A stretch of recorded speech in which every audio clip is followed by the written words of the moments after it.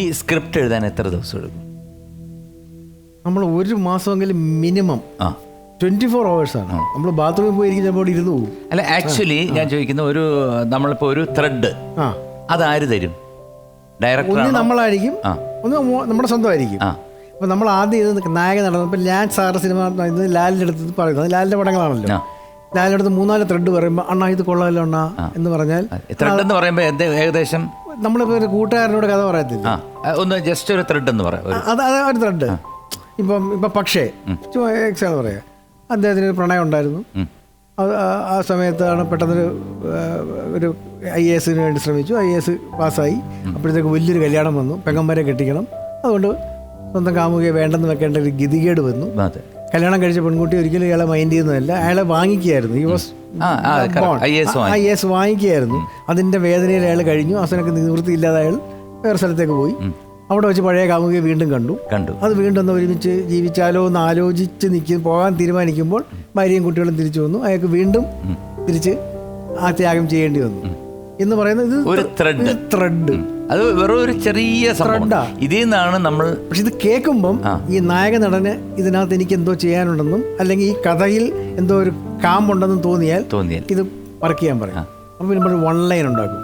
1 line അതെങ്ങനെയാണ്?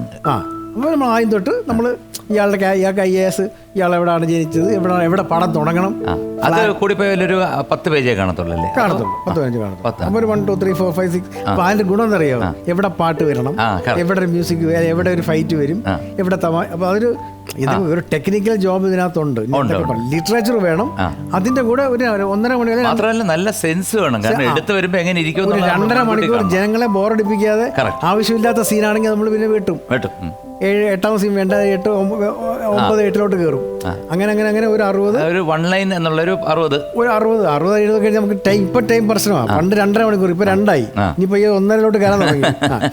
ഇതും കൊണ്ട് വീണ്ടും ലാലിനടുത്ത് ചെല്ലുന്നു. ഒരു 1 line. അപ്പൊ പെട്ടെന്ന് പെട്ടെന്ന് വായിക്കുമ്പോഴത്തേക്ക് ലാലിനൊക്കെ അപ്പം മനസ്സിലാവും. ജസ്റ്റ് ഞാനൊരു ഒറ്റ ഓടിച്ച് 60 നോക്കാൻ വേണ്ടി ഒരു 2 മിനിറ്റും എടുക്കുമ്പോഴത്തേക്ക് കൊള്ളാം. അല്ലെങ്കിൽ ഇത് വേണം. അല്ല, അപ്പോഴും നമ്മൾ ഡയറക്ടറോട് ഇരിക്കും. ഡയറക്ടർ ഇരുന്നിട്ട് നമ്മൾ ഡയറക്ടറോടെ ചെല്ലുന്നത്. അതെ. കഥ പറയുമ്പോൾ തന്നെ ഇത് ആര് ഡയറക്ട് ചെയ്യാന്നുള്ളത് അതാണ് ഫസ്റ്റ്. അതിന് ആ കഥയ്ക്ക് പറ്റുന്ന സംവിധായകനെ നമ്മൾ കണ്ടുപിടിക്കുന്നു. നമ്മൾ നായക നടനും പ്രൊഡ്യൂസറും കൂടെ തീരുമാനിച്ചു കഴിഞ്ഞാൽ പിന്നെ ഡയറക്ടറായി. അപ്പൊ പിന്നെ 3 പേരായി. ഇതൊന്ന് ഫൈനലൈസ് കഴിഞ്ഞാൽ 1 line ഫൈനലൈസ് കഴിഞ്ഞാൽ പിന്നെ സ്ക്രിപ്റ്റാണ്. സ്ക്രിപ്റ്റും ഡയലോഗ്സ് എല്ലാം പിന്നെ അതുമായിട്ട് ഒന്നുകൂടി ഇരിക്കുന്നു. നമ്മൾ ഫിക്സ് ചെയ്തു. പിന്നെ കംപ്ലീറ്റ് നമ്മൾ ടോട്ടലായിട്ട് ഒരു ബുക്കാകും. പിന്നെ നമ്മൾ ഷൂട്ടിംഗ് സമയത്ത് അതിന് ഇംപ്രവൈസ് ചെയ്യും. അപ്പോൾ ചിലപ്പോൾ ചില സീൻസ് അങ്ങോട്ട് പോകും, ചില മാറ്റിയിട്ട് ചിലപ്പം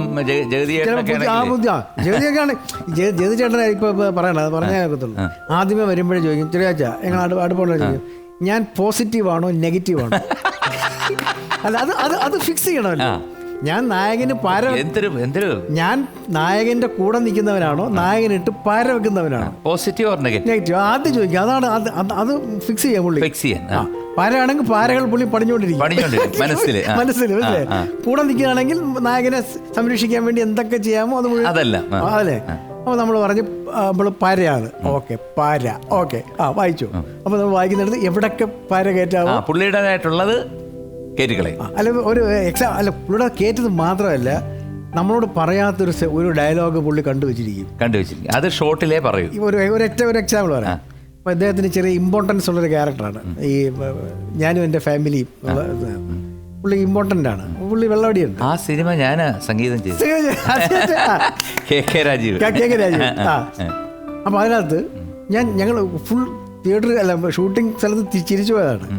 അപ്പോൾ ഈ വെള്ളവടി കൂടുമ്പോഴത്തേക്ക് ഭാര്യ പറയും, അടിച്ചോ ഒന്നിനും കൊള്ളത്തില്ല എന്നുള്ള സംഭവം പറഞ്ഞ അവളങ്ങ് പോയി. ഇദ്ദേഹത്തിന്റെ ഡയലോഗാ, പണ്ടേ ഫിലമെന്റ് അടിച്ചു പോയതാ, ലൈറ്റ് കത്താത്തത് എന്റെ കുറ്റമാണോ? നമ്മൾ ക്യാമറമാൻ ഉൾപ്പെടെ അത് ചിരിച്ചിട്ട് ക്യാമറ കുലുങ്ങി പോയി, റീഷോട്ട് എടുക്കേണ്ടി വന്നു. അത് ഞാൻ പറഞ്ഞു, ജഗതി ചേട്ടന്റെ സാധനമാണ്, അത് നമുക്ക് ചിന്തിക്കാൻ പറ്റില്ല. ഇവൻ മോഹൻലാലിന് പോലും നോക്കി നിന്നില്ല എന്നുണ്ടെങ്കിൽ പണിയാ. പിന്നെ മാത്രമല്ല, ഇവിടെ ക്യാമറ വെച്ചിട്ടുണ്ടെന്നുണ്ടെങ്കിൽ ഇപ്പൊ ഡയറക്ടറും സ്ക്രിപ്റ്റും ബാക്കി എല്ലാവരും പറഞ്ഞു കൊടുക്കുന്നത് ഇതാണ്. പക്ഷെ ആ ക്യാമറയെ മറയ്ക്കാതെ തന്നെ, അല്ലേ ആ ആർട്ടിസ്റ്റിനെ മറയ്ക്കാതെ തന്നെ പുള്ളി വേറെ ഒരു നമ്പർ ഇട്ട് സൈഡിൽ കൂടെ വരും. ആക്ഷൻസ് ആയിരിക്കും. വന്നിട്ട് ഈ പറഞ്ഞ പോലെ പണ്ടേ ഫിലമെന്റ് അടിച്ചു പോയതാ, പിന്നെ എങ്ങനെ ബൾബ് കത്താനാന്ന് ചോദിച്ചു കഴിഞ്ഞാൽ ഇതെന്താ എങ്ങനെ നമ്മൾ ചിരിക്കാൻ പറഞ്ഞ കറക്റ്റും അല്ലേ? എന്താ ഇനി അതുപോലെ ഒരാൾ ഉണ്ടായി വരാൻ എന്തൊരു പാടായിരിക്കും.